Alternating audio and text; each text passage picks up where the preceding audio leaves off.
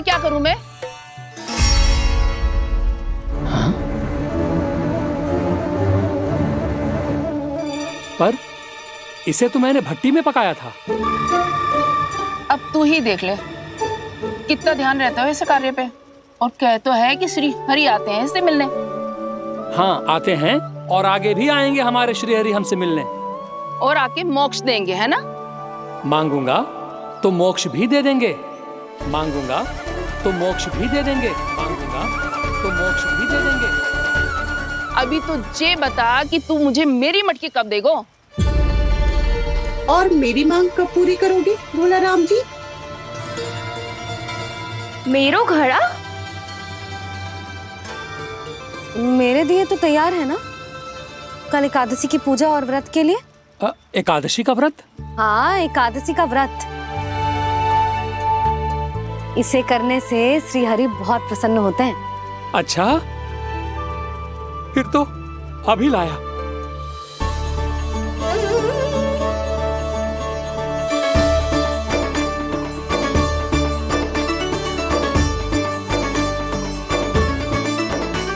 लो जी, आपके दिए।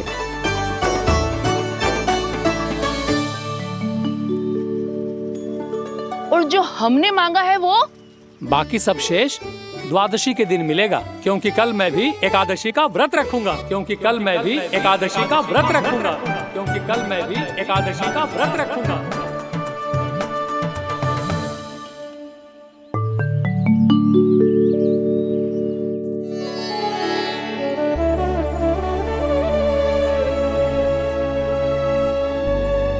जानकी, फूलों का प्रबंध हुआ कि ना?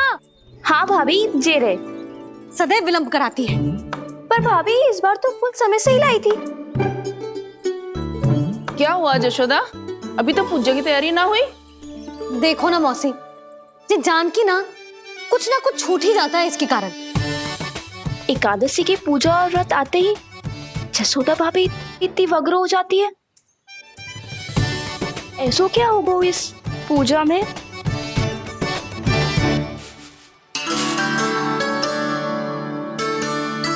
ये थाली में रोली चंदन रखने से, दिया जलाने से के होगो?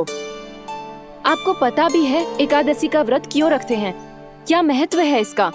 लो, जे तो मैं जसोमती रानी से पूछना भूल ही गया।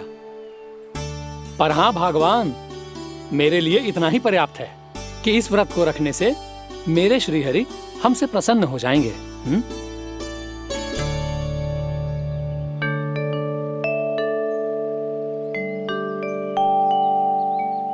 नारायण ही जाने ऐसे कैसे पूजा करते हैं जे श्री हरि की एक मूर्ति तक ना है इनके पास।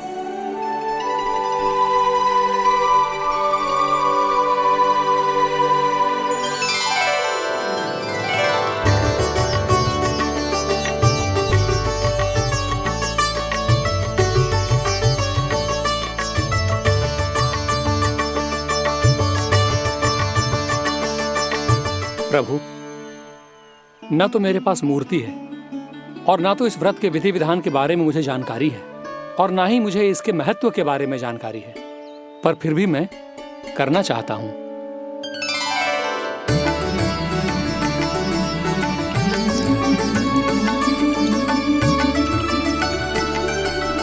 इसीलिए मैं दृढ़ संकल्प लेता हूं, पूरी निष्ठा के साथ, श्रद्धा के साथ और पूरी आस्था के साथ मैं इस व्रत को संपन्न करूंगा।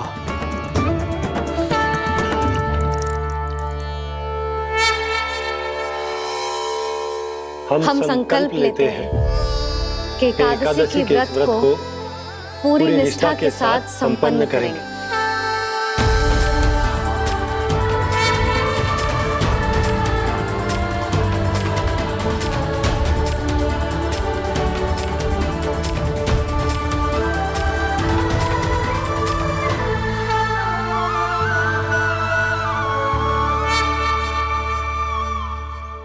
तुलसी जी के पत्ते तो हैं ही ना। श्री नारायण को तुलसी जी के पत्ते के बिना भोग ना चढ़तो है। जानकी, तुलसी के पत्ते कहाँ हैं? भाभी, मैं तो कब से यही पूछना चाह रही थी कि तुलसी के पत्ते लाऊं क्या, पर आप तो व्यस्त थी ना। तुझे कितनी बार समझाओ है ना, यदि तेरे कछु करने से किसी और की कोई हानि ना हो रही हो या किसी के अच्छे कार्य में सहायता हो रही हो तो मुझसे आज्ञा लेने की आवश्यकता ना है। समझ गई भाभी, आगे से जाना उनको। ले अभी लेकर आती हूँ।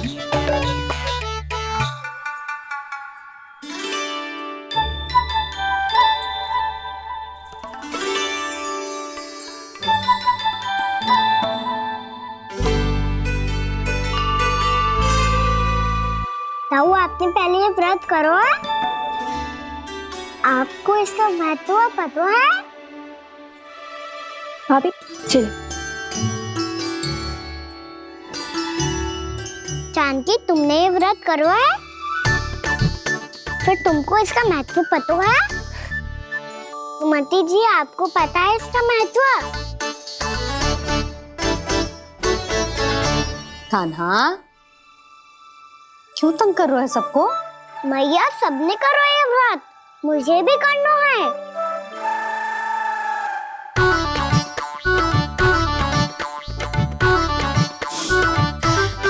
ये व्रत केवल बड़ों के लिए होती है लल्ला। जब आप ये व्रत कर सकती हो, बाबा कर सकते हैं, ये सारी गोपियां कर सकते हैं, वो भी कर सकते हैं, तो मैं क्यों ना कर सकता? क्योंकि तू कल तक भूखा ना रह पाएगो लल्ला। जब भक्त रह सकते हैं, फिर मैं क्यों नहीं रह सकता? मेरा अर्थ है कि नारायण के भक्त मैया, मैया मान जाओ ना, मुझे करने दो ना ये व्रत। अपनी लल्ला पे आप विश्वास ना है आपको? विश्वास है। अच्छा ठीक है, तू भी कर ले।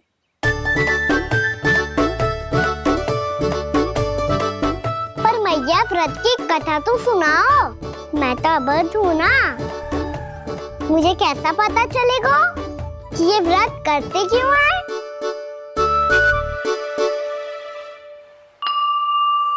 प्रभु, मुझ अबोध को कैसे पता चलेगा कि इस व्रत का क्या विधि विधान होता है और क्यों रखा जाता है और इसका महत्व क्या होता है? मुझे तो आप ही बता सकते हैं प्रभु। जब व्रत कर रहे हैं तब उसका महत्व भी पता होना चाहिए ना। बताओ ना मैया, क्यों रखते एकादशी का व्रत? इसके लिए तो तुझे एकादशी की कथा सुननी होगी। सुनेगो ना?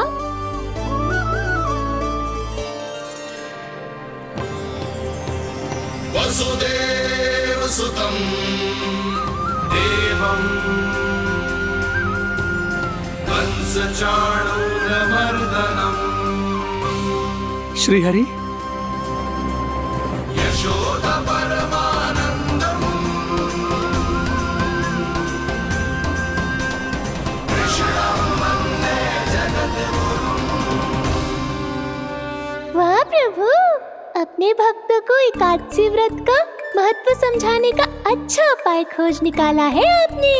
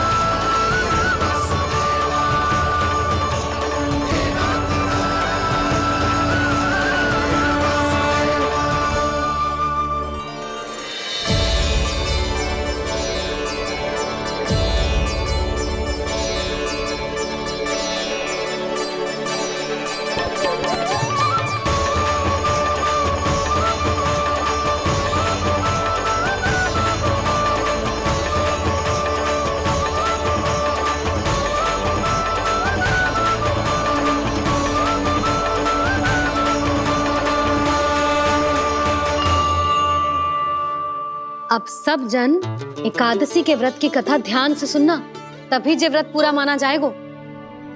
समझो लल्ला।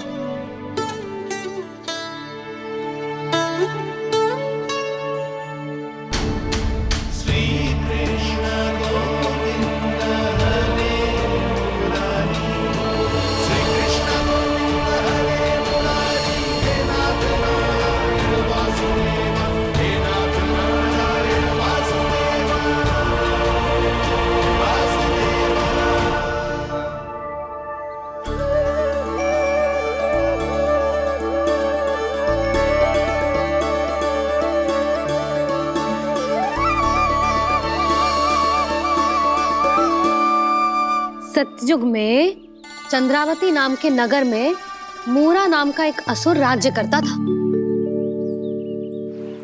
ओम ब्रह्मदेवाय नमः। ओम ब्रह्मदेवाय नमः। ओम ब्रह्मदेवाय नमः। ओम ब्रह्मदेवाय नमः।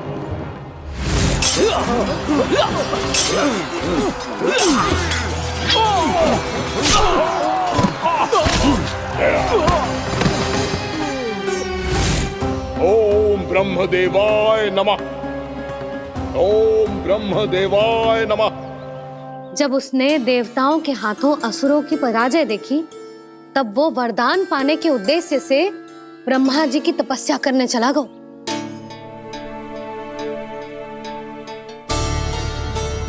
शीघ्र ही मूरा की तपस्या सफल हो गई और ब्रह्मदेव जी उससे प्रसन्न हो गए। ओम ब्रह्मदेवाय नमः। ओम ब्रह्मदेवाय नमः। ओम ब्रह्मदेवाय नमः। ओम ब्रह्मदेवाय नमः। ओम ब्रह्मदेवाय नमः। ओम ब्रह्मदेवाय नमः। ओम ब्रह्मदेवाय नमः। ओम ब्रह्मदेवाय नमः। ओम ब्रह्मदेवाय नमः। मूरा, प्रणाम ब्रह्मदेव। तुम्हारी तपस्या सफल हुई। बोलो, तुम्हें क्या वर चाहिए? सृष्टि के रचयिता ब्रह्मदेव, कृपया मुझे ऐसा वरदान दीजिए जिसकी सहायता से मैं त्रिलोकी विजयी बन जाऊं और कोई देवता मुझे पराजित ना कर सके। यहाँ तक कि देवताओं के रक्षक, सृष्टि के संचालक भगवान श्री विष्णु के लिए भी मैं अपराजय रहूं। तथास्तु, तथास्तु, तथास्तु।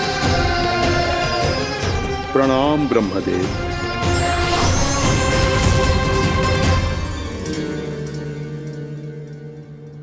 ऐसा वरदान पाकर मूरा बहुत अभिमानी होगा।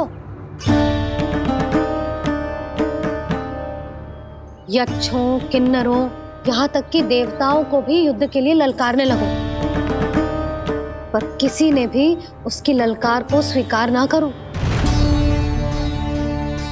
क्योंकि सभी उसकी शक्ति से बहुत भयभीत थे और उसके सामने युद्ध किए बिना ही अपनी पराजय स्वीकार करने लगे और फिर दंभ में आके उसने स्वर्ग लोक पर भी आक्रमण कर दिया और देवराज इंद्र तक को चुनौती दे डाली।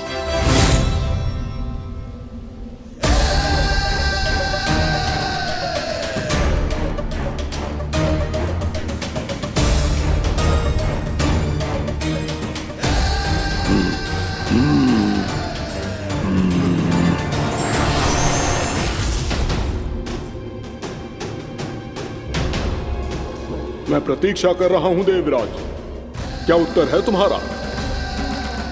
मुझसे युद्ध करोगे या फिर बिना लड़े ही पराजय स्वीकार कर मेरे अधीन हो जाओगे और सौंप दोगे मुझे अपना ये स्वर्ग लोक? सारी शक्ति तुम्हारे मुख में है या कुछ बाहुबल भी है तुम्हारे पास? मैं तुम्हारी चुनौती स्वीकार करता हूं मूरा। मैं तुम्हारी चुनौती स्वीकार करता हूं मूरा।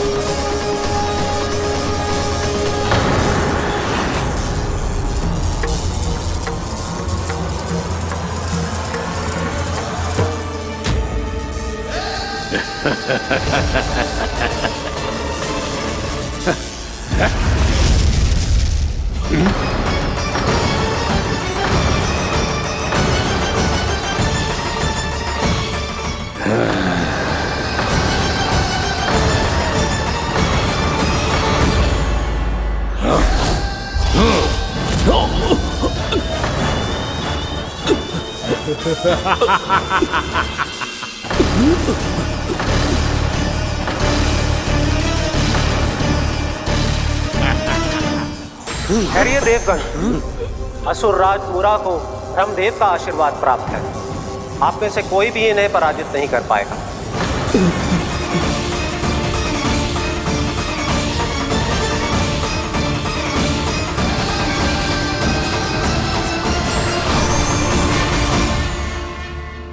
एक अवसर और देता हूं देवराज।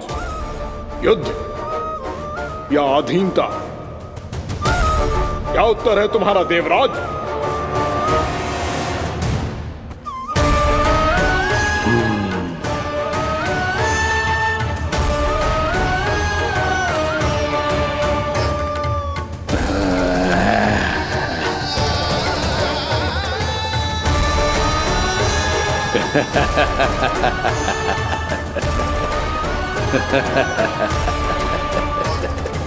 इंद्र और सभी देवताओं ने मूरा के आतंक में आके उससे भयभीत होके अपना सिंहासन छोड़ दियो।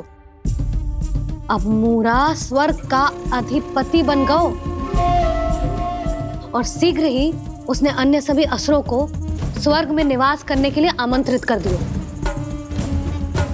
और इस प्रकार से वो धीरे धीरे तीनों लोकों का सम्राट बन गयो। उसे किसी ने रोका नहीं मैया। ना लल्ला, इतना साहस किसी में था ही ना। और फिर ये निश्चित करने के लिए कि भविष्य में किसी और असुर की मृत्यु ना हो, वो यमराज पे भी विजय प्राप्त करने के लिए यमलोक की ओर प्रस्थान कर दियो। वो तो अपने आप को और सभी असुरों को अमर बनाना चाहता था। पर देवता और यमराज भी उसकी ये योजना समझ गए थे। इसीलिए उसके आने से पहले ही सारे देवताओं ने श्री नारायण से सहायता के लिए गुहार लगाई। अब केवल आप ही कुछ कर सकते हैं प्रभु। अभी तो मूरा केवल त्रिलोक का स्वामी है, और यदि उसने यमलोक भी जीत लिया तो वो जीवन को ही नियंत्रित नहीं करेगा प्रभु, वो मृत्यु का भी स्वामी हो जाएगा। ऐसे में पहले सृष्टि का संतुलन तो नष्ट होगा प्रभु, और फिर स्वयं सृष्टि ही नष्ट हो जाएगी। ऐसा नहीं होगा यमदेव, नियति ऐसा होने ही नहीं देगी। विधि रचेगी खेल और मैं बनूंगा माध्यम। असुर राज मुरा का सामना मैं करूंगा।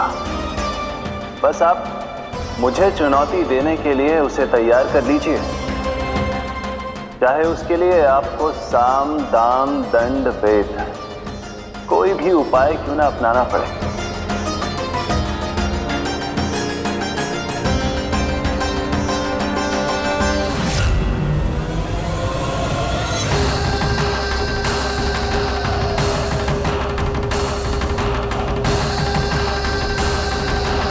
आप तो मेरी प्रतीक्षा में पहले से ही खड़े हैं यमदेव। तब तो आपने मेरी चुनौती के बारे में भी सुना ही होगा। कहिए, क्या उत्तर है आपका? मेरा स्वागत करके अपना राज्य त्यागेंगे या मेरा सामना करके अपने प्राण? असुर राज मुरा का सामना मैं करूंगा।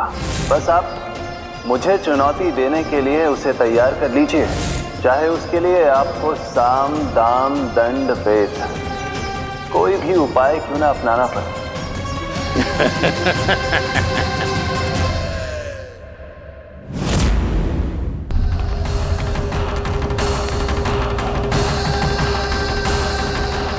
आप तो मेरी प्रतीक्षा में पहले से ही खड़े हैं यमदेव। तब तो आपने मेरी चुनौती के बारे में भी सुना ही होगा।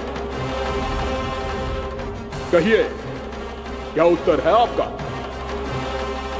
मेरा स्वागत करके अपना राज्य त्यागेंगे या मेरा सामना करके अपने प्राण? हे असुर श्रेष्ठ, मैं आपकी अधीनता स्वीकार करने के लिए तैयार हूं। बस एक विनती है मेरी। शर्त को विनती का नाम देकर बहलाना चाहते हो मुझे यमराज? असुर राज मूरा के सामने शर्त रख पाओ?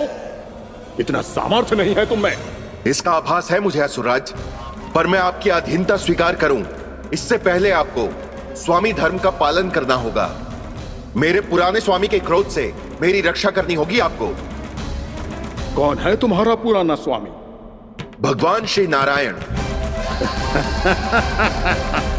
और छोटी माँ, मूरासुर को तो श्री नारायण से भी रक्षा का वरदान प्राप्त था ना? यही तो श्री नारायण की लीला थी बलराम। पर वो राक्षस अपने दम में जे समझ ही ना पाओ कि वो क्या भूल करने जा रहे हैं। अब पहुंच गो भगवान श्री नारायण को चुनौती देने के लिए।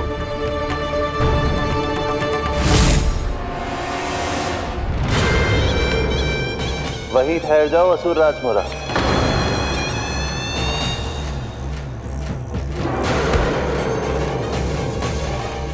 यहाँ क्यों आए? आपको पराजित करने और ये वैकुंठ जीतने, ताकि मैं यमलोक का स्वामी बन सकूं। फिर आओ, युद्ध भूमि में मेरा सामना करो।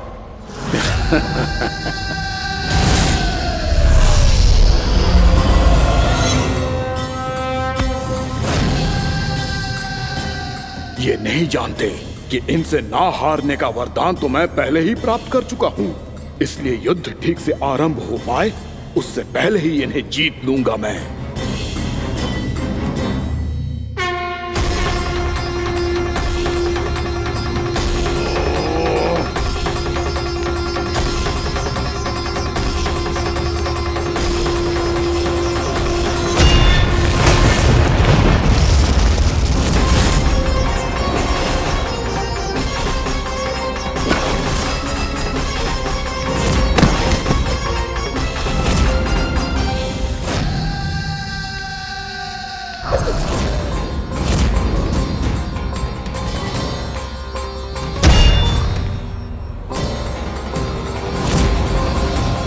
और इस प्रकार जे युद्ध वर्षों वर्षों तक चलता रहो।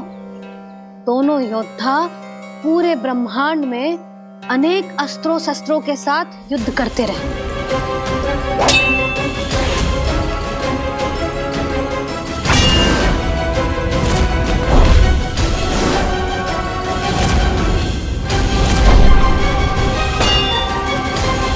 फिर क्या हुआ मैया?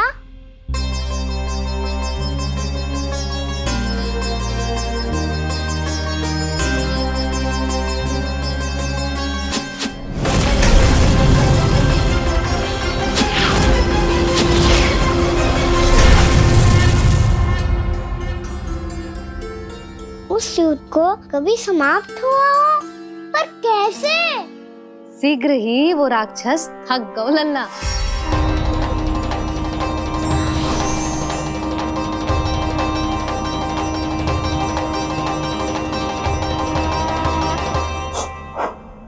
खड़े खड़े देख क्या रहे हैं नारायण? आक्रमण कीजिए, वध कर दीजिए मेरा।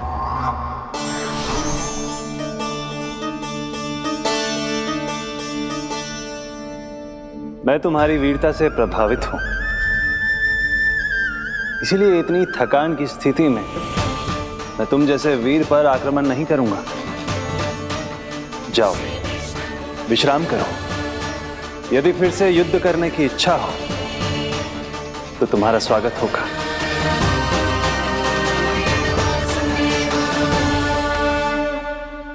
जे कह के श्री नारायण बद्रिका आश्रम चले गए और वहां हिमवत नाम की एक कंदरा में ध्यान लगा के बैठ गए। उधर वो राक्षस विश्राम करने लगो। अनेकों दिन बीत गए और अब वो राक्षस मूरा फिर से स्वस्थ होके बलवान हो गया था। उसने अपनी सारी शक्ति फिर से प्राप्त कर ली थी। श्री नारायण ने उस पर दया करी थी, पर वो फिर से श्री नारायण को छलने को तैयार होगा।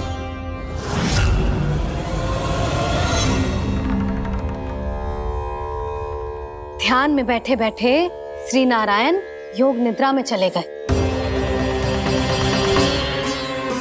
पर दुष्ट मूरा इसी अवसर का लाभ उठा के उनकी कंदरा में घुस आयो, ताकि वो सोते हुए श्री नारायण पे आक्रमण कर सके।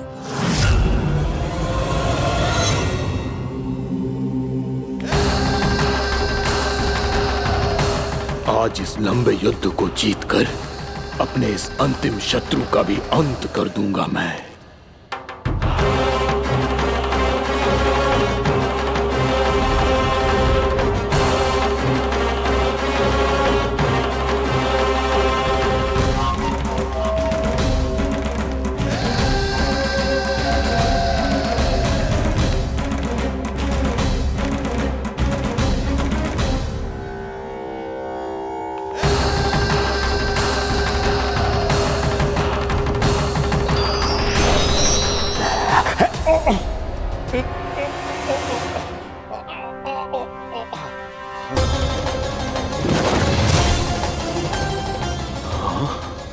दुष्ट राक्षस, प्रभु ने तुझ पर दया की, तुझे संभलने का अवसर दिया, तू इन्हीं पर ही छल से वार करने चला है।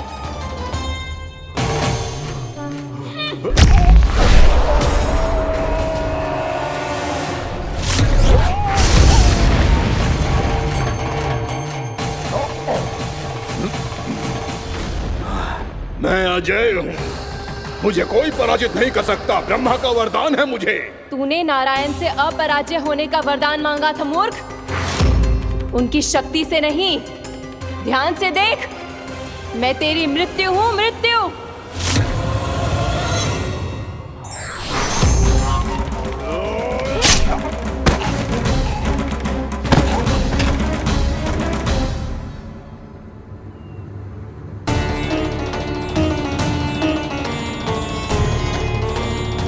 वो देवी कौन थी छोटी माँ? और कौन बलराम, वही तो थी देवी एकादशी।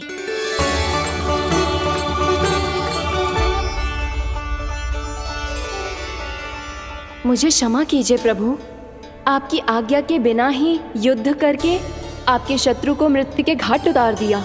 क्षमा नहीं, आपकी तो प्रशंसा होनी चाहिए देवी। असुर राज को मारकर आपने सभी देवताओं को मुक्त करवाया है। इस पापी के अहंकार से तीनों लोकों की रक्षा की है आपने। आप एकादशी की तिथि पर मेरी एकादश इंद्रियों से उत्पन्न हुई हैं। इसीलिए मेरे सभी भक्त आपको उत्पन्न एकादशी के नाम से जानेंगे। सभी तिथियों में आपका स्थान सर्वश्रेष्ठ होगा। जिस तरह आपने राक्षस के आक्रमण से मेरी रक्षा की है, उसी प्रकार एकादशी के दिन व्रत करके जो भी भक्त आपकी कथा सुनेगा, मैं स्वयं उसकी रक्षा करूंगा। जो आपकी पूजा करेगा उसे मेरी विशेष कृपा प्राप्त होगी, और उसके साथ साथ उसे मिलेगा धन, सिद्धि और मोक्ष।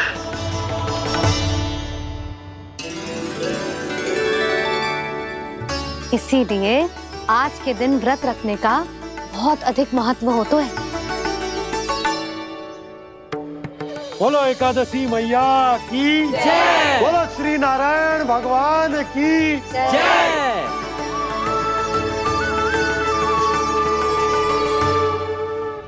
प्रभु की कृपा से एकादशी का महत्व भी पता चल गो और मेरा व्रत भी सफल हो गो। अभी नहीं भूला राम, एकादशी का व्रत पूरी तरह तभी सफल होता है जब द्वादशी के दिन उसे पूरा किया जाता है।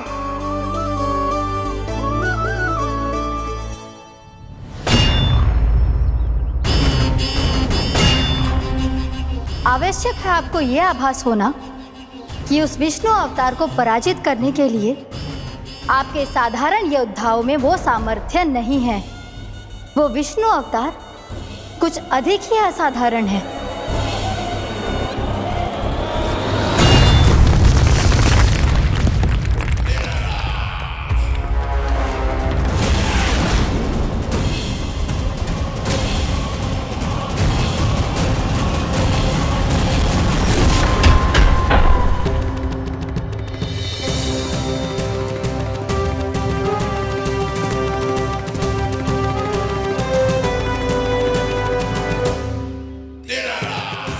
मैं दिखाऊंगा उस विष्णु अवतार को असाधारण शत्रु क्या होता है।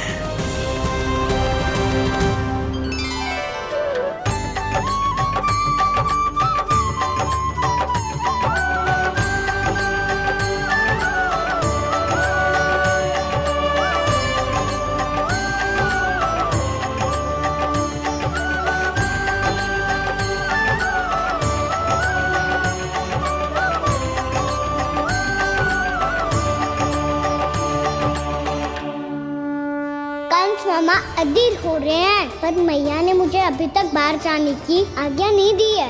अभी उन्हें किसी और राक्षस को यहाँ भेजने से रोकने के लिए मुझे ही कुछ करना होगा।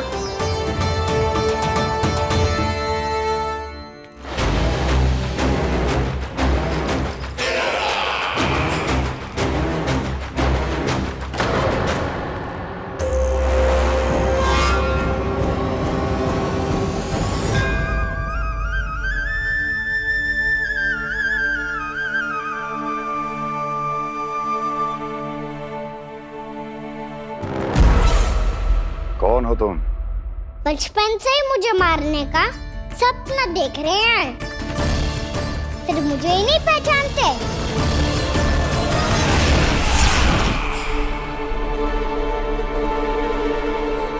बचपन से विष्णु अवतार। कोई कान्हा बुलाता है तो कोई मुरलीधर पुकारता है, कोई माखन चोर कहता है, कोई कहता है चिच्चोर। पर विष्णु अवतार इस नाम से तो बस आप ही मुझे बुलाते हो मामा जी। इतना साहस, ये तो यहाँ आ गया है।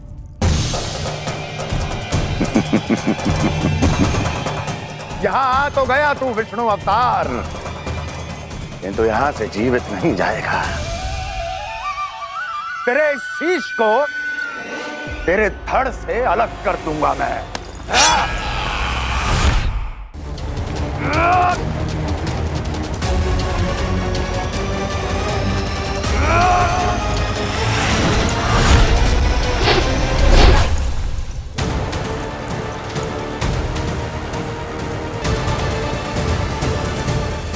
कहाँ देख रहे हो मामा जी? मैं तैयार हूँ।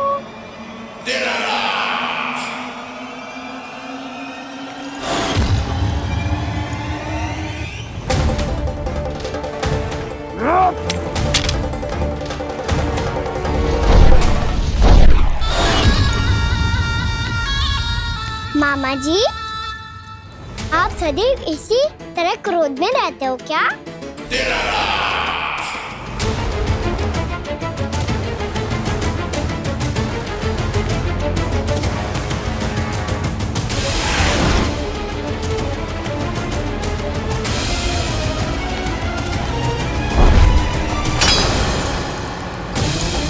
छोड़, छोड़ मेरी तलवार को। छोड़ो तो तब जब पकड़ा हूँ।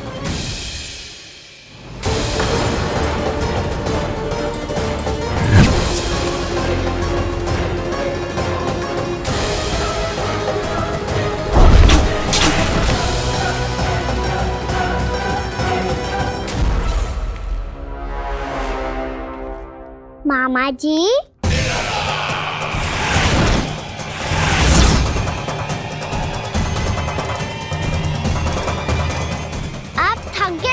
थोड़ा विश्राम कर लो। आपका तो पता नहीं, मैं अवश्य थक गया हूँ।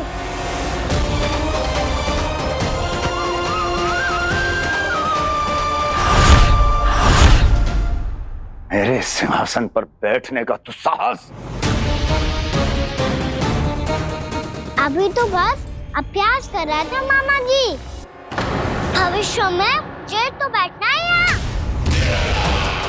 आपने बल प्रयोग करके से अपने पिताजी से छीना था, मैं आपसे छीन लूंगा। जो छल और बल से लिया जाए वो अधिक समय तक टिकता नहीं है मामा जी।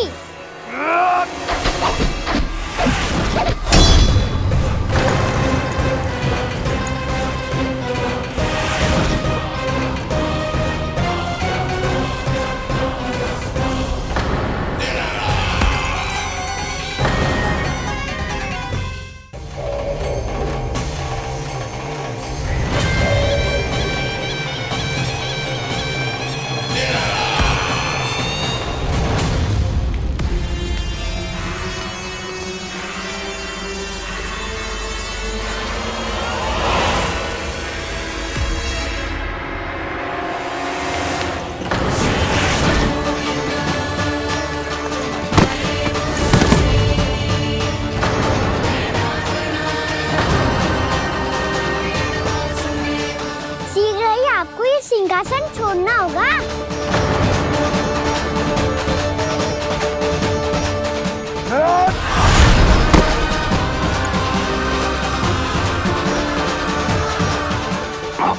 वो मेरा सिंहासन छीनना चाहता। वो आ रहा है, वो आ रहा है। सैनिकों, दुर्जन, बंद कर दो सभी द्वार और घरों के, सब के सब। इसकी हर संभावना पर इतना कड़ा पहरा बिठा दो कि ना तो कोई महल के भीतर आ सके, ना कोई बाहर जा सके। मुझे महल की चप्पे चप्पे की सूचना चाहिए। जाओ।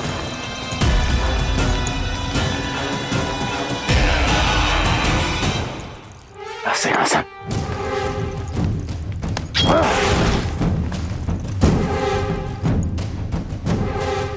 अब आ, दुष्ट मायावी, छलिया विष्णु अवतार, मैं कंस तेरी प्रतीक्षा कर रहा हूं। देखता हूं मेरे सिंहासन पर कैसे बैठता है तू। मुझे तो बस कुछ समय चाहिए था, वो मिल गया। अब करते रहिए आप प्रतीक्षा।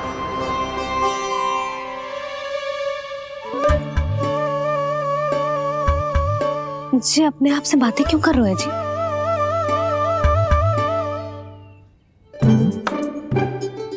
आप मुस्कुरा क्यों रहे हो? ना कछु ना। बताओ क्यों मुस्कुरा रहे हो? तुम ही पर गए जी। जब तुम व्रत करती हो तो तुम भी ऐसा ही करती हो। इसी प्रकार भूख अधिक लगने पर अपना ध्यान भटकाने के लिए स्वयं से ही बड़बड़ाती रहती। होगा। आपको तो बस मेरा उपहास उड़ाने के लिए बहाना चाहिए।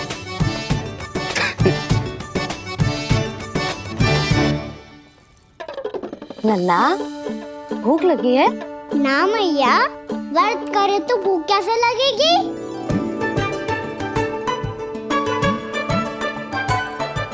यदि लगी हो तो छोटे बालकों को थोड़ी बहुत भूल चूक क्षमा होती है। कछु ना तो फल तो तू खा ही सकते है। अब तो पूरे नियम और विधि विधान से व्रत तोड़ूंगा। कल द्वादशी के सुबह मुहूर्त के अनुसार। ठीक।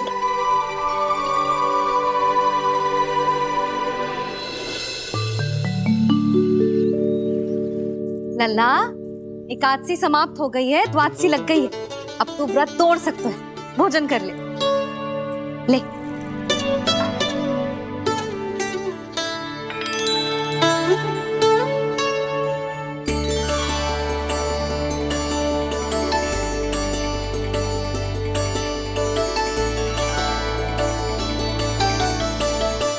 आज तो कार्य कर लीजिएगा। मैं ना चाहती कि सब गांव वाले फिर से आपका उपहास उड़ाएं।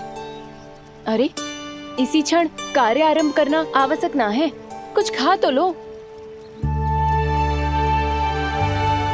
कल भी पूरे दिन व्रत में रहे, अब तो कुछ खा लो। ना, अभी बिल्कुल भूख ना है। और हाँ भगवान, तुम्हें चिंता करने की आवश्यकता नहीं है। आज मैं किसी को भी 2 शब्द कहने का अवसर नहीं दूंगा।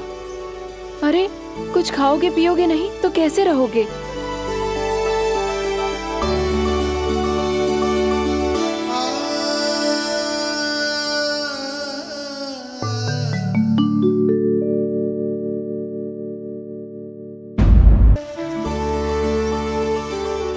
अरे, इसी क्षण कार्य आरंभ करना आवश्यक ना है। कुछ खा तो लो।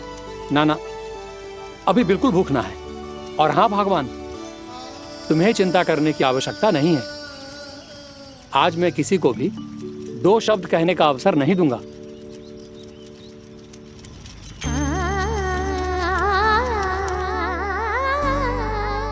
ठहर, मैं तेरे लिए मट्ठा लेके आती हूँ। व्रत के बाद पीने से पेट ठंडा रहता है। रुक।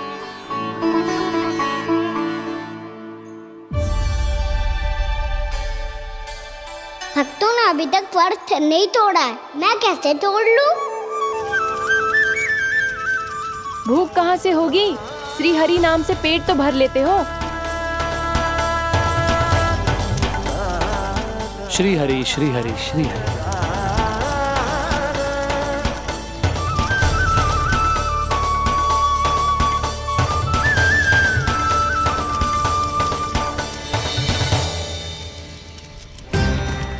हरि हरि प्रभु हरि, हरि हरि प्रभु हरि, हरि हरि प्रभु हरि, हरि हरि प्रभु हरि।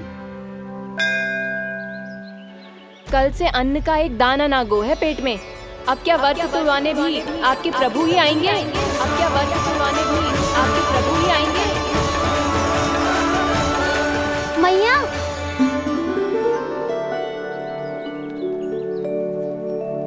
मैया पहले व्रत तोड़ के कच्चू खा तो लो। अभी ना, लौट के आने के बाद। हाँ,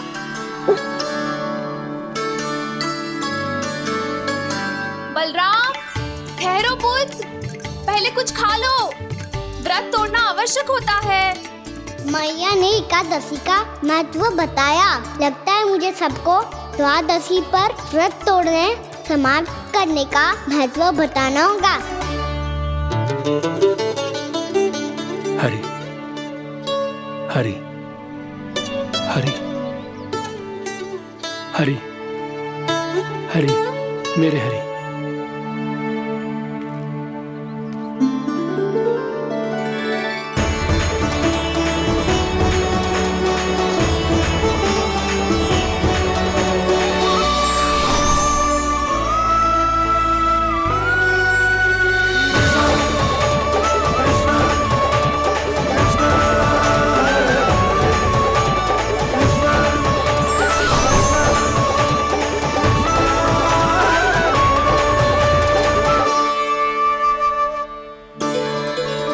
अभी अभी तो मैंने बच्चों की मां को वचन दिया था कि आज किसी को शिकायत करने का अवसर ना दूंगा, और अब मैं प्रभु श्री हरि की कल्पना जसोमती रानी के लल्ला में ही करने लगा।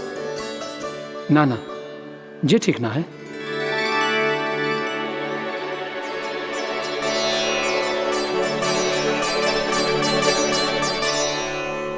ठीक है तो है, बिल्कुल सही पहचाना है आपने।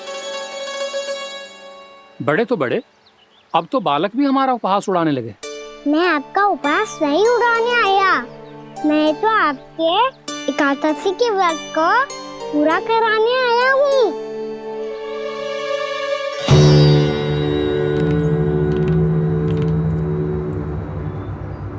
कान्हा,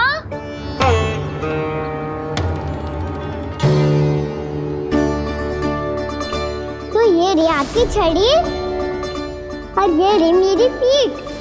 सेक बिना ताकत तोड़। आज तो इसकी पीठ सेक के रहूंगी मैं। मैया घर पे भूखी मुझे ढूंढ रही होगी। लो, आज द्वादशी के दिन पहले प्रहर में भोजन करके अपना एकादशी का व्रत पूरा करो आप। धन्यवाद राजकुमार, पर अभी हमें भूख नहीं है। बहुत सारा काम पड़ा है, और अभी थोड़ी ही देर में शंकरी बहन भी अपनी मटकी लेने आती होंगी।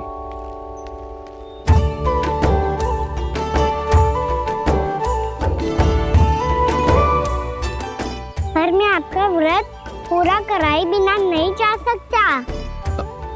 भला क्यों? भक्त भूखा रहे और भगवान खा ले, ऐसा हो सकता है भला?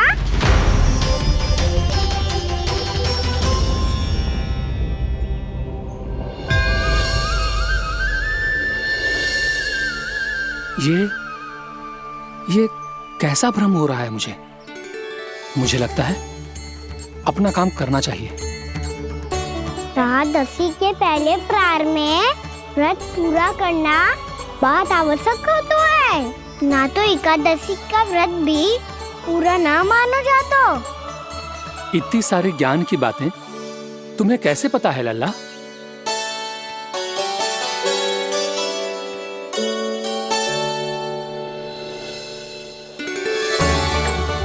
जैसे एकादशी की कथा होती है, वैसे द्वादशी की महिमा भी एक बहुत महत्वपूर्ण कथा है।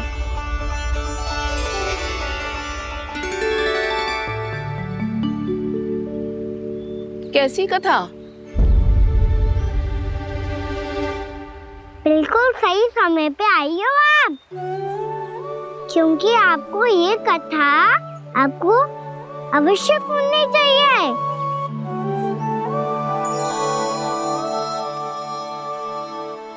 मुझे क्यों? पहले सुन तो लियो, फिर स्वयं ही पता चल जाएगा। बहुत समय पहले एक राजा हुआ करते थे, राजा अम्बरीश। भगवान श्री हरि के बहुत बड़े भक्त थे। ओम नमो नारायणाय। ओम नमो नारायणाय।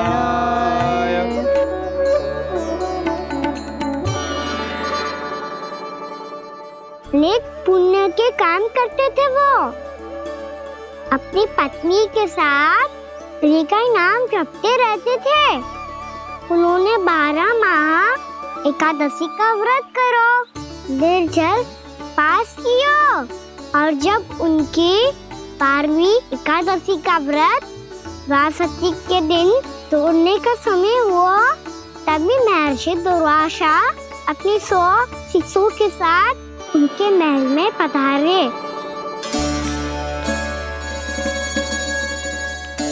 प्रणाम स्वीकार करें महर्षि। आप जैसे महान ऋषि मेरे राज्यसभा में आए, वो भी ऐसे अवसर पर जब मैं और मेरी पत्नी निरंतर 12 एकादशियों के बाद अंतिम एकादशी का व्रत तोड़ेंगे। इससे बड़े सौभाग्य की क्या बात हो सकती है हमारे लिए। आज आपके साथ साथ मेरा और मेरे शिष्यों का एकादशी व्रत भी पूरा होगा।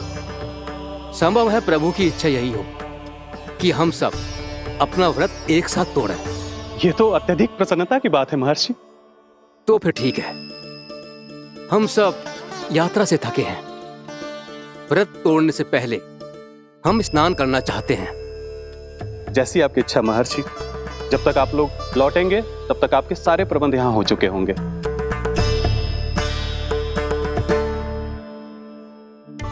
महर्षि दुर्वासा स्नान करने गए थे, पर उन्हें लौटने में विलंब हो रहा था, और इधर द्वादशी पर व्रत पूरा करने का मुहूर्त बीता जा रहा था। महाराज अम्बरीश बड़ी विरगता के साथ महर्षि दुर्वासा के लौटने की प्रतीक्षा कर रहे थे। महाराज, व्रत तोड़ने का मुहूर्त बीता जा रहा है। बस कुछ ही समय बचा है। महर्षि और उनके शिष्यों को लौटने में न जाने कितना समय लग जाएगा।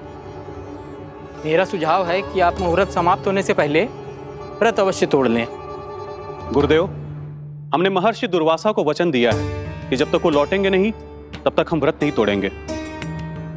इसीलिए मैं उनके लौटने के बाद ही भोजन ग्रहण करूंगा। पर महाराज, मुहूर्त यदि बीत गया और समय रहते हो नहीं आए तो महाराज आपका व्रत पूरा नहीं होगा। महाराज, आपको उसका फल नहीं मिलेगा। महाराज, 12 एकादशियों का व्रत व्यर्थ चला जाएगा। किंतु गुरुदेव, यदि मैंने भोजन कर लिया तो ये तो अतिथियों का अपमान होगा। आप उचित कह रहे हैं महाराज। भोजन के लिए उनकी प्रतीक्षा अवश्य कीजिए महाराज। पर मुहूर्त रहते हुए एक तुलसी का पत्ता और जल ग्रहण कर लीजिए। इससे आपका व्रत भी पूरा हो जाएगा और अतिथि का मान भी रह जाएगा। आपका सुझाव अच्छा है गुरुदेव।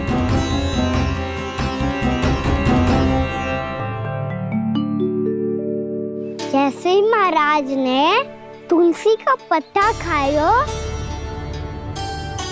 वैसे ही महर्षि दुर्वासा लौट आए। महाराज,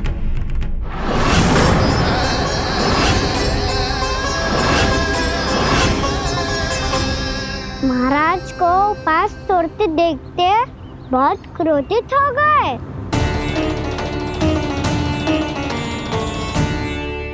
बहुत बड़े भक्त हैं आप, परंतु आप ये नहीं जानते अपने अतिथियों के साथ कैसा व्यवहार करना चाहिए। आपने हमें साथ भोजन करने का वचन दिया था, पर अपना व्रत क्यों तोड़ा आपने? महर्षि, मैंने भोजन नहीं ग्रहण किया। कहीं मुहूर्त न निकल जाए इस कारण मैंने एक तुलसी का पत्ता ग्रहण कर लिया। 56 भोग खाया हो या एक पत्ता, अपना व्रत तोड़कर अतिथियों का अपमान किया है, मेरा अपमान किया है। अब आपको दंड भोगना होगा ताकि आप सीख पाएं कि अतिथियों के साथ कैसा व्यवहार होना चाहिए। महर्षि, आप जो भी दंड मुझे देंगे मुझे स्वीकार है, किंतु आप क्रोधित मत होइए। क्रोध का कारण आपने दिया है महाराज। एक महर्षि का अपमान करके राक्षसी प्रवृत्ति का परिचय दिया है आपने। इसीलिए अब एक राक्षसी आपको दंड देगी।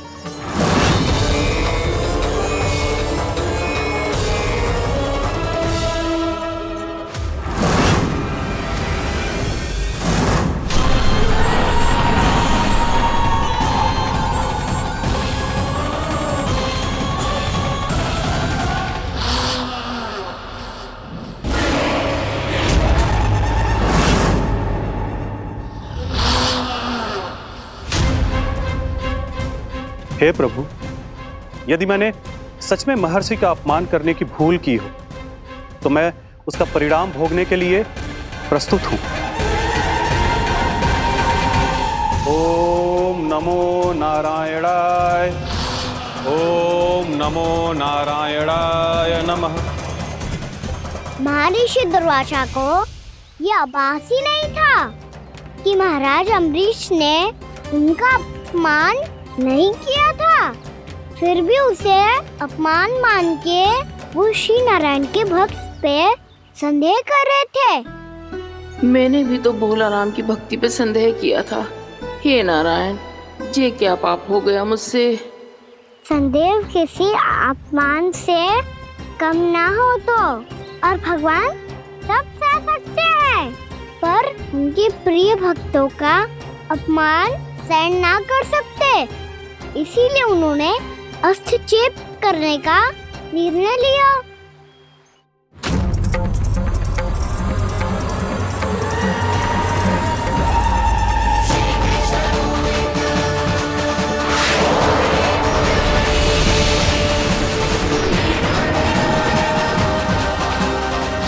ओम नमो नारायणाय।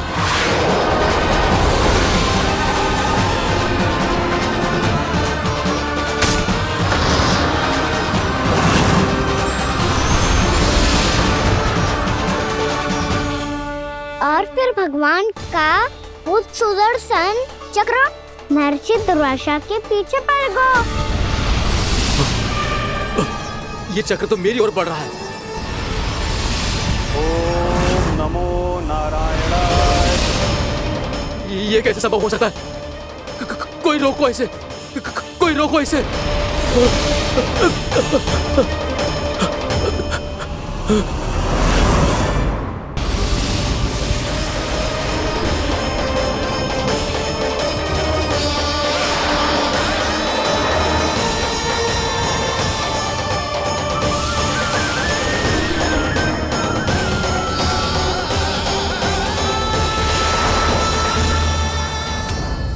चक्र से अपने प्राण कैसे तैसे बचाते बचाते महर्षि दुर्वासा ब्रह्मलोक जा पहुँचे। ब्रह्मदेव, रक्षा कीजिए। ब्रह्मदेव, सहायता कीजिए। मुझे बचाइए ब्रह्मदेव, रक्षा कीजिए। ये सुदर्शन चक्र मेरे प्राणों के पीछे पड़ गया है। मुझे बचाइए ब्रह्मदेव, मुझे बचाइए। महर्षि, मैं चाहकर भी आपकी सहायता नहीं कर सकता। ऐसी स्थिति में यदि कोई कुछ कर सकते हैं तो वो है सुदर्शन चक्र के स्वामी विष्णु, क्योंकि सृष्टि में केवल वही है जो इसे नियंत्रित कर सकते हैं। वो ही इसे वापस लौटने का आदेश देकर आपके प्राणों पर छाए हुए संकट को दूर कर सकते हैं।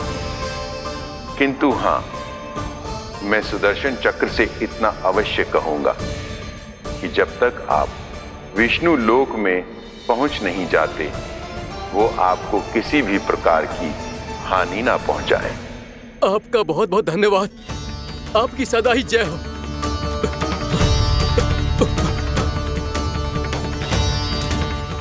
फिर क्या था?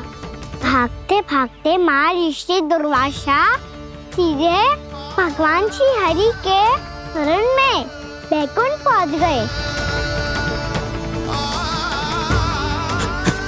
त्राहिमाम प्रभु, त्राहिमाम, मुझे बचाइए। मेरी सहायता कीजिए प्रभु, मेरी सहायता कीजिए।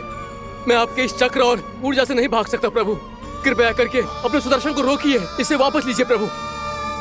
यह असंभव है महर्षि। एक बार सुदर्शन चक्र मेरे हाथों से छूट जाए तो अपना उद्देश्य पूरा किए बिना, मेरे भक्तों की रक्षा किए बिना वापस नहीं लौटता। कोई तो उपाय होगा प्रभु, कृपया करके मेरे प्राण बचाइए प्रभु। मैं सुदर्शन की ऊर्जा से जलकर भस्म नहीं होना चाहता प्रभु। आप जो कहेंगे मैं करूंगा प्रभु। मेरी सहायता कीजिए प्रभु, मेरी सहायता कीजिए। मुझे नहीं लगता कि आप वो कर पाएंगे। मैं अवश्य करूंगा। मैं अपनी प्राण रक्षा के लिए कुछ भी करूंगा प्रभु। आपने मेरे भक्त राजा अम्बरीश को भक्ति का कर्तव्य निभाने के लिए अपमानित और दंडित किया है महर्षि, पर भक्त की रक्षा करना भगवान का कर्तव्य है। इसलिए यदि आप भक्त राजा अम्बरीश के पास जाकर क्षमा याचना करें और यदि वो आपको क्षमा कर दे तो ही ये चक्र आपके प्राण लिए बिना लौट सकता है। अन्यथा आप तो जानते हैं महर्षि, मेरे भक्त का अपमान मेरा अपमान। भक्त का अपमान भगवान के अपमान से कम ना हो तो है। महर्षि दुर्वासा को भी ये बात समझ आई और फिर उन्होंने महाराज अम्बरीश से क्षमा याचना की। महाराज महाराज महाराज महाराज महाराज मुझे क्षमा करें महाराज, मुझसे बहुत बड़ी भूल हो गई महाराज, मुझसे बहुत बड़ी भूल हो गई महाराज। महर्षि, आप हमारे चरण छुए ये उचित नहीं। महाराज महाराज अम्बरीश, आप नारायण के सच्चे भक्त हैं। मैंने आपको अपमानित किया, दंडित करने का प्रयास किया महाराज। इस अपराध के लिए मुझे क्षमा कीजिए महाराज और इस सुदर्शन चक्र से मेरे प्राण बचाइए महाराज।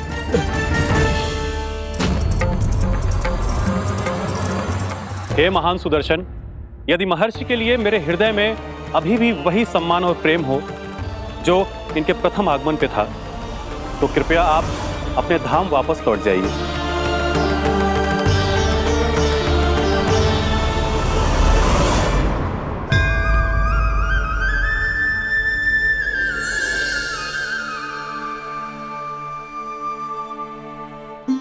आपका बहुत बहुत धन्यवाद महाराज अम्बरीश। मैं आपको आशीर्वाद देता हूं कि आप देवराज इंद्र के समान शक्तिशाली हों। आपकी कीर्ति का पताका 10 दिशाओं में फहराए। मेरी बस एक ही इच्छा है महर्षि कि मैं आपके साथ अपना उपवास तोड़ सकूं। अवश्य महाराज, हम सब भोजन आपके साथ करेंगे और अपने आप को नारायण की सेवा में अर्पित करके व्रत को पूरा करेंगे, क्योंकि आज जो यहाँ हुआ है उससे सिद्ध हो चुका है कि एकादशी व्रत का फल द्वादशी की सुबह भोजन करने से ही प्राप्त होता है। इस कथा से हमें पता चलता है कि सभी को द्वादशी के सुबह भर पेट भोजन करके एकादशी का व्रत पूरा करना चाहिए। और दूसरी बात, भगवान की सच्ची भक्ति अपमान कभी ना करना चाहिए। उनके साथ सदैव प्रेम से व्यवहार करना चाहिए। यही भगवान को सबसे अधिक प्रिय है। भैया भोलाराम, मैंने भी श्री हरि पे तुम्हारे विश्वास का उपहास उड़ाया था, मुझे क्षमा कर दो। ना ना, आप क्षमा मांगकर मुझे लज्जित मत करो, आप तो मेरी बहन जैसी हैं। जब महर्षि दुर्वासा जैसे महान ऋषि को भी प्रभु के भक्त से क्षमा मांगनी पड़ी तो मैं तो बहुत ही तुच्छ हूँ। मुझे आपकी किसी भी बात का बुरा ना लगा। पर पता है प्रभु को कौन सी बात कब बुरा रखता है? कौन सी बात? जब उनका भक्त भूखा रहे, हमें भी अपना व्रत पूरा ना करे। और जैसा कि आप सभी ने अभी कथा से सीखो है, एकादशी के व्रत को द्वादशी की सुबह अवश्य पूरा करना चाहिए। अब आप जाओ, अपना व्रत पूरा करो।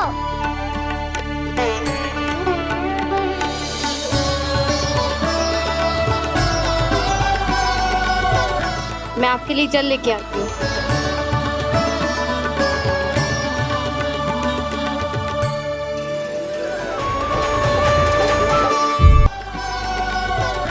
मैं आपके लिए जल लेके आती हूँ।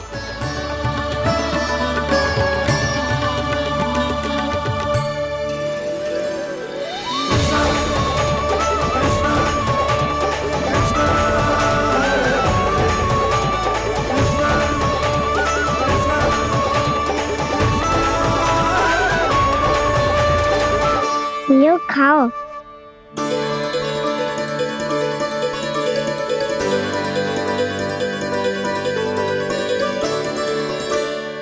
कान्हा,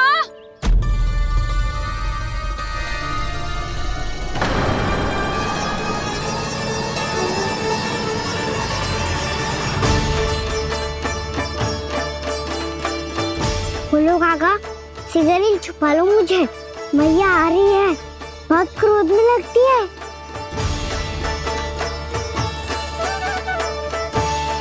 आज तो बहुत दंड मिलेगा। अभी क्षण भर पहले तो ये साक्षात भगवान के रूप में बात कर रहे थे और अब अचानक ही ऐसे बालक बन गए जो मैया से दंड मिलने के भय से व्याकुल हैं। बोला काका, किस सोच में पड़ गए? सिगरेट छुपा लो मुझे।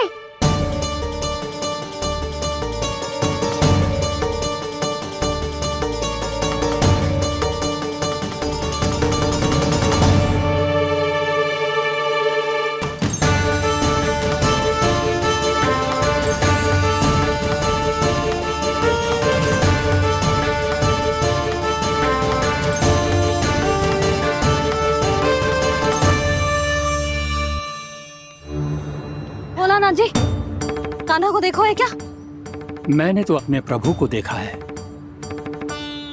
मैं अपने लल्ला को ढूंढ रही हूँ, उसे देखो है आपने? वही तो मैं भी कह रहा हूँ जसोदा रानी, मैंने सिर्फ और सिर्फ अपने प्रभु को देखा है। ये तो अब भी अपनी भक्ति में ही खोया हुआ है, इससे पूछ के कछु लाभ ना है, मुझे ही ढूंढना पड़ेगा।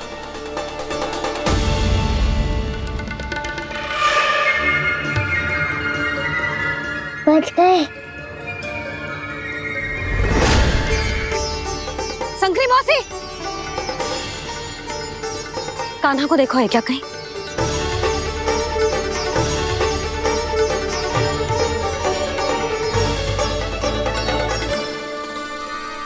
बोला काका, मुझे सिगरेट निकालो ना यहाँ से, भैया फिर से इधर ही आ रही है। सब कहते थे श्री हरि मेरे घर ना आ सकते। देखो आज प्रभु आ गए, उन्होंने अपने हाथ से मेरा व्रत पूरा कराया। हाँ, आते हैं और आगे भी आएंगे हमारे श्री हरि हमसे मिलने और आके मोक्ष देंगे, है ना?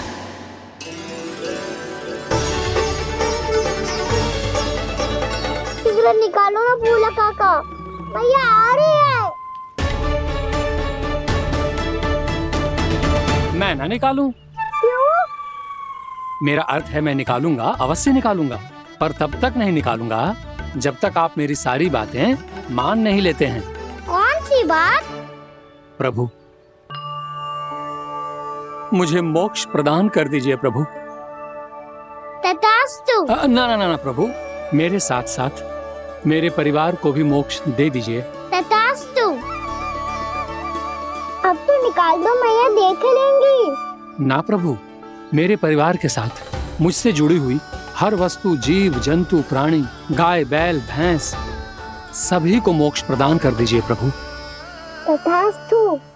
प्रभु, आप सच में अद्भुत हैं। मैंने जो मांगा आपने बिना सोचे समझे सब प्रदान किया। मैं ही अपनी मांगे बढ़ाता रहा। प्रभु, प्रभु मुझे क्षमा कर दीजिए। प्रभु मुझे क्षमा कर दीजिए।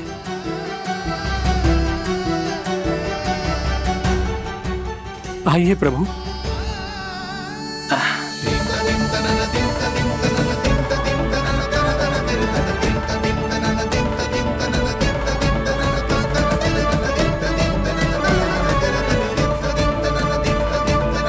प्रभु, आप तो प्रभु हो, हरि हो, भगवान हो। आप चाहते तो इस मटके से स्वयं निकलकर बाहर आ सकते थे, फिर मेरी आपने हर इच्छा क्यों पूरी की? क्योंकि मेरे भक्त की इच्छा पूरी करने में मुझे भी प्रसन्नता मिलती है।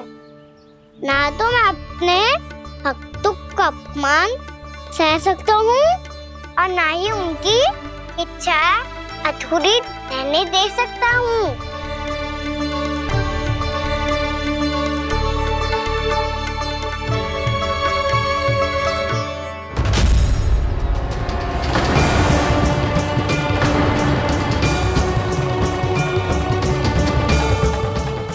नहीं तूने? हाँ, कि तू फिर से छल ना करेगो। फिर मुझे बिना बताए घर से बाहर कैसे निकलो? क्षमा करना मैया, पर जो आपने सिखाया था मैंने तो उसी का ही पालन करो है। फिर से चतुराई कर रहे हो है ना? हाँ, आप ही ने तो कही थी ना, यदि कछु करने से किसी को हानि ना पहुंचती हो या फिर किसी अच्छे कार्य में सहायता हो रही हो तो आज्ञा लेने की आवश्यकता ना होती।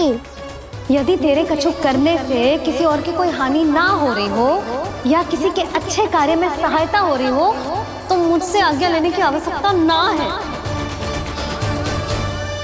तो किस अच्छे कार्य के लिए आया है यहाँ? द्वादशी के सुबह एकादशी का व्रत खोल के भोजन करा जाता है। ये बात ना तो भोला काका को पता थी, ना शंकरी मासी को और ना ही किसी और को। और तुझे पता थी? हाँ, मेरी मैया ने बहुत अच्छे से सिखाया है मुझे।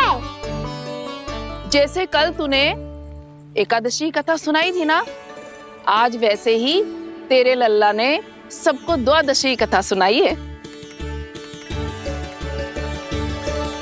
सच्ची यशोदा रानी जी, इसने तो हमारी आंखें ही खोल दी। और भाभी, सच तो ये है कि मुझे भी ना पता था कि ये इतना बड़ा ज्ञानी है और इतना अधिक समझदार।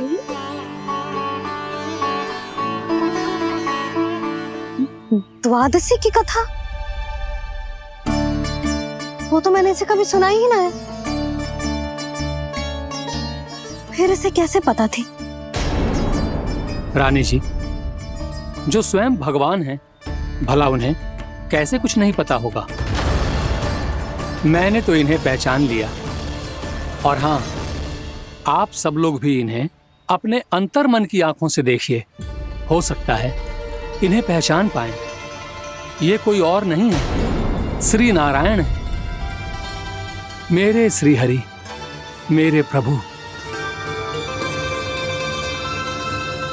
जय श्री हरि।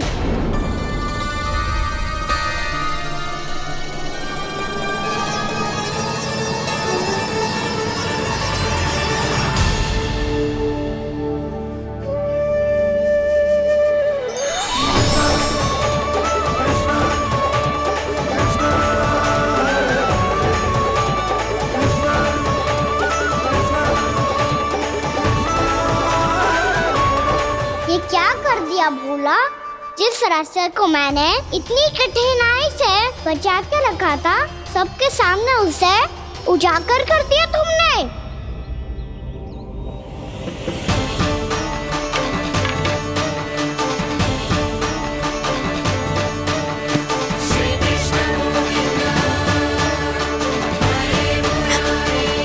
नारायण,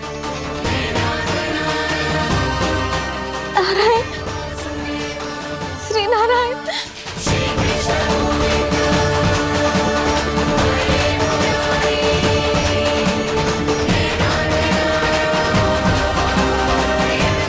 श्री नारायण।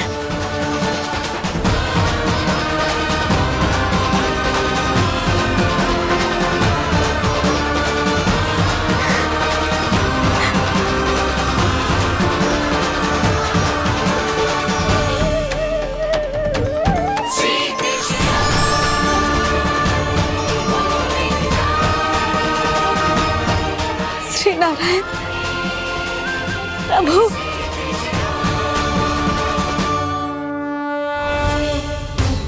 जिस रास्ते को इतने यत्न से संभाल के रखा था, आज वो सबके सामने खुल गया। और तो और मेरा भेद मैया को भी पता चल गया। बाबा सब कहते रहे, पर मैंने एक न मानी। सबने कही थी कि आप भगवान हैं, पर मैं मूर्ख आपको पहचान ही ना पाई। कितनी अभागी हूं मैं।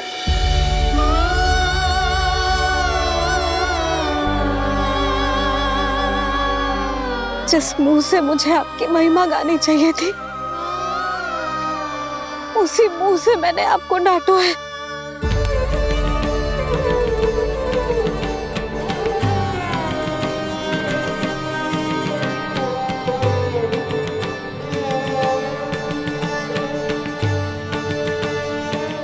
उन हाथों से मुझे आपके चरण छूने चाहिए थे।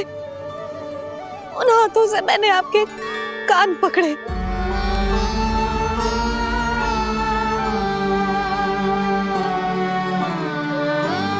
मुझे तो आपकी सेवा करनी चाहिए थी प्रभु, और मैंने आपको दंड दियो,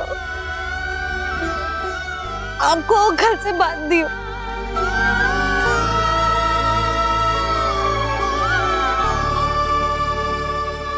बावली हो गई थी प्रभु।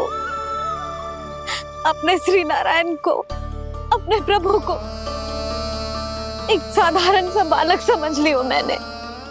मैं आपके लिए भगवान नहीं हूँ मैया, साधारण बालक ही हूँ, बस आपका लल्ला। बुद्धि भ्रष्ट हो गई थी, भूल पर भूल करती चली गई। आज भी आपके पीछे पीछे छड़ी लेकर दौड़े चले आए।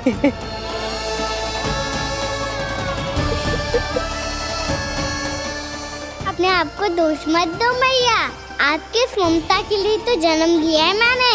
हमारा से मन बदलने मत दो, मेरे लिए वही पुरानी मैया बनी रहो आप, और मुझे रहने दो आपका वही नटखट लल्ला। मुझे क्षमा कर दो प्रभु, मुझे क्षमा कर दो। बाबा ये कैसा अंत हो गया आज? मैया तो मुझे भगवान मानने लगी, पर मैं इसे स्वीकार नहीं कर सकता। अभी नहीं बाबा, इतनी शीघ्र नहीं। आप ऐसे खड़े क्यों बाबा? कुछ ऐसा करो ना कि मैया फिर से मेरे मैया बन जाए। उनकी दृष्टि में भक्ति नहीं, ममता चाहिए मुझे। कान्हा, मेरे सामर्थ्य में हो तो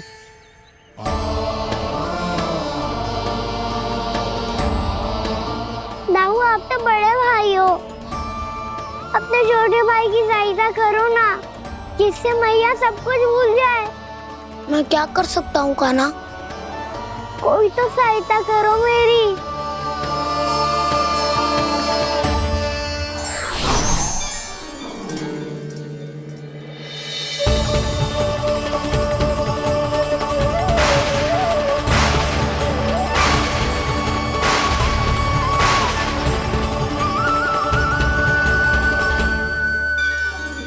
अपने आप को संभालिए प्रभु।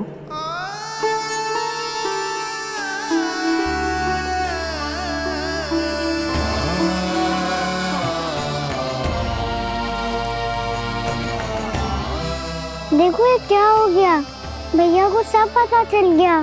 अभी तो मुझे मैया की ममता का शौक पूरी तरह हिला ही नहीं था। योग माया,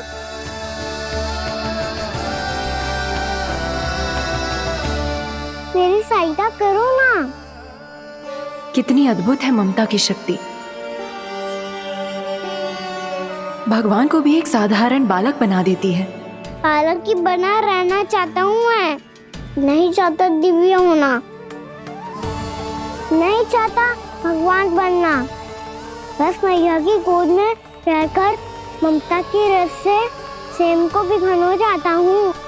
इनकी डांट फटकार का सुख पाना चाहता हूँ। कुछ भी करे योग माया, पर इन सबको भुला दो मेरा सत्य।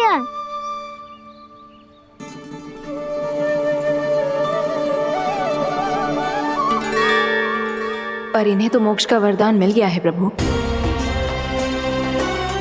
इसलिए इनके लिए समय की गति को लौटा पाना संभव नहीं होगा। प्रभु, अब मुझे ये सब भूलने की कोई आवश्यकता नहीं है। मुझसे जो त्रुटि हुई है अब वो दोबारा कभी नहीं होगी, और आज के बाद आपका ये सत्य मैं किसी को नहीं बताऊंगा प्रभु, क्योंकि मुझे पता चल गया है कि आपका यशोमती मैया के लल्ला बने रहना कितना आवश्यक है।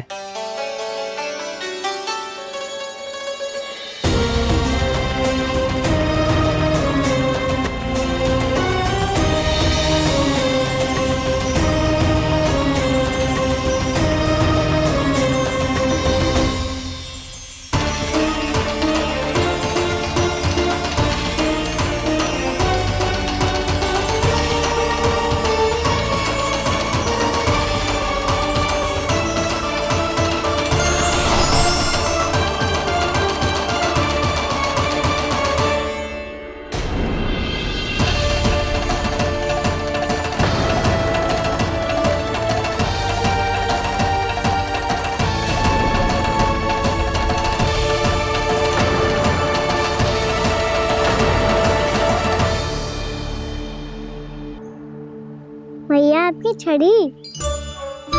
पहले चुपके से भाग जातो है, फिर स्वयं ही छड़ी भी पकड़ा रोए हैं? नटखट कहीं का। हंसी आ रही है? अरे किस बात पे इतनी हंसी आ रही है रे? हाँ?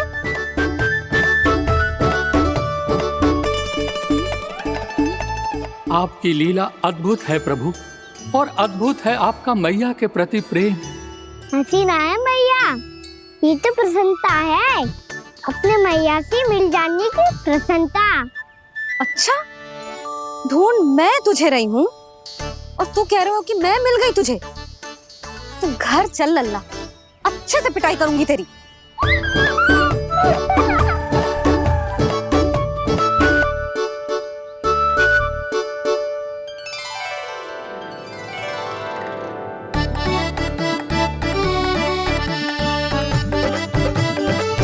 जब पिटाई से गाल लाल होंगे ना तेरे, तब हंसी बंद होगी तेरी। चल।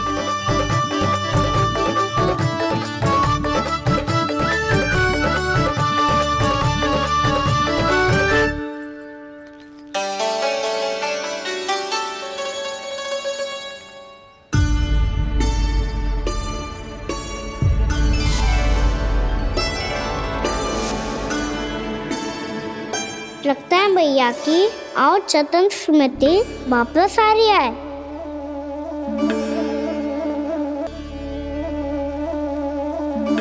यशोदा, क्या होगो? ना कछु ना। आपको बताऊंगी तो और हंसेंगे मुझ पे। बोल दो, मैं उपास ना उड़ाऊं, सच्ची। देखो देखो इसे कैसे हंस रहा है। मेरे हाथ में छड़ी है, मैया क्रोधित है, पर जे तनिक में बहना लग रहा है इसे। हाँ, हंसे जा रहा है।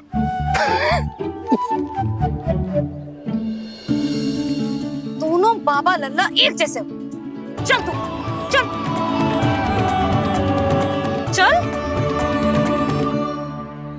दाऊ, आप तो बड़े भाई हो, अपने छोटे भाई की सहायता करो ना, जिससे मैया सब कुछ भूल जाए। सुबल, तू कछु खा क्यों ना रोए?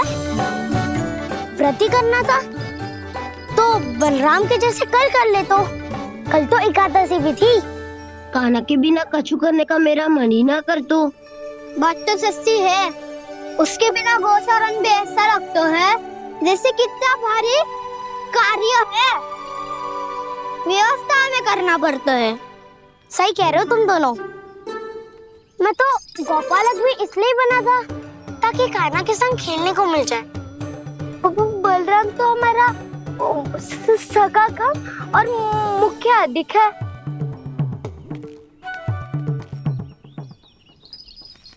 रुक जाओ, तुम सब कुछ देर विश्राम कर सकते हो।